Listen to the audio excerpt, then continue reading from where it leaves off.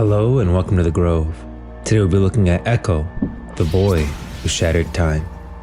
Born with genius-level intellect, EKKO constructed simple machines before he could crawl. His parents, Ina and Wyeth, vowed to provide a good future for their son. Zon, with all its pollution and crime, would only stifle EKKO, whom they felt deserved the wealth and opportunities of Piltover. Throughout his youth, he watched his parents age beyond their years, toiling for too many hours under dangerous conditions in suffocating factories. They earned meager wages while greedy factory owners and sneering Piltover buyers profited immensely from their labor. It would all be worth it, they reasoned, if it meant their son could one day rise to the city above. EKKO saw things differently. Beyond Zon's flaws, he saw a dynamic place overflowing with energy and potential. Zonite's industry, resourcefulness, and resilience stirred a hotbed of pure innovation. They had built a thriving culture from catastrophe and flourished where others would have perished. That spirit captivated EKKO and spurred him to a youth of wild invention and innovation. He wasn't alone. He befriended scrappy orphans, inquisitive runaways, and eager upstarts. Zonites tended to eschew formal education in favor of apprenticeships, but these lost children of Zon looked to the labyrinthian streets to be their mentor. They wasted time in glorious youthful fashion, foot races through the border markets, or daring climbs from the sump to the promenade. They ran wild and free, answering to no one. One night, on a solo trek into the rubble of a recently demolished laboratory, EKKO made an astonishing find, a shard of blue-green crystal that glittered with magical energy. Every child of Zon heard tales of Hextech, set to power weapons and heroes alike. Such a thing had the potential to change the world, and now he held a broken one. He scrambled to find more pieces, but the crunching footfalls of tensed-up enforcers told him he wasn't the only one looking. EKKO barely escaped and returned to his home. He experimented madly with the crystal. During one less than scientific attempt, the gem exploded into a vortex of shimmering dust, triggering eddies of temporal distortion.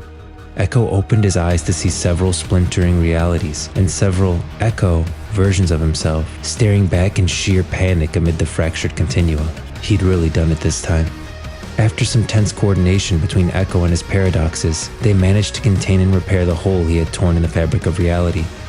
Eventually, he harnessed the shattered crystal's temporal powers into a device that would allow him to manipulate small increments of time, at least in theory.